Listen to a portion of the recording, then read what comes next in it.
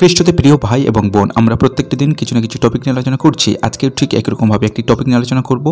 অগ্রাহী ব্যক্তিদের কাছে এলোমেলো বা নিয়মানুগতভাবে সুসমাজে নিয়ে যাওয়ার চেয়ে পবিত্র আত্মার চালনায় গ্রাহী মানুষদের কাছে গেলে অনেক বেশি পুরস্কার লাভ করা যায়। আমরা ভ্রান্তভাবে মনে করি আর অন্য কোনোভাবে অগ্রাহীদের কাছে সুসমাচার পৌঁছে দেওয়া যাবে না।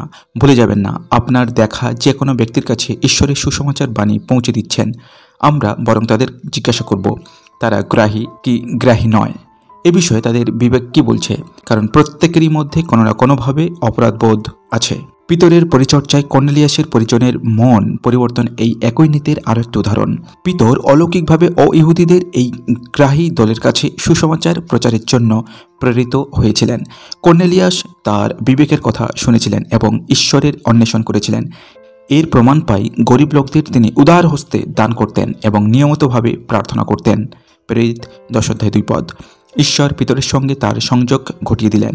তিনি মুক্ত হৃদয়ে পিতরের উপদেশ বাণী শুনে উদ্ধার লাভ করলেন। সময়ের অপচয়মূলক পরিকল্পনা রচনা করে এবং আমাদের শহরকে কয়েকটি অঞ্চলে বিভক্ত করে গৃহে গৃহে পরিদর্শক দল পাঠানোর পরিবর্তে আমরা যদি পবিত্র আত্মার কাছে প্রার্থনা করি এবং গ্রাহী উন্মুক্ত হৃদয়ের মানুষের কাছে আমাদের চালিত করার জন্য মিনতি জানাই, তাহলে অনেক বেশি বিজ্ঞতার পরিচয় দিতাম। পিতর যদি জেরুসালেমে মিশনারি রণকৌশল বিষয়ক কোনো সম্মেলনে যোগদান করতেন বা ফিলিপ যদি সমরিয়াতেই প্রচার কাজ চালিয়ে যেতেন, তাহলে কর্নেলিয়াসের পরিজনেরা এবং ইথিওপিয়ার নপুংসক ভদ্রলোক কোনোদিনই সুসমাচার জানতে পারতেন না। অবশ্য প্রচারক এবং প্রেরিত শিষ্যরা গ্রাহী এবং অগ্রাহী মানুষের মিশ্রিত সমাবেশ সুসমাচার প্রচারের জন্য চালিত হবেন, কিন্তু ঈশ্বর তাদের কথায় চালিত করতে চান। প্রভুর কাছে তাদের তা জানতে হবে।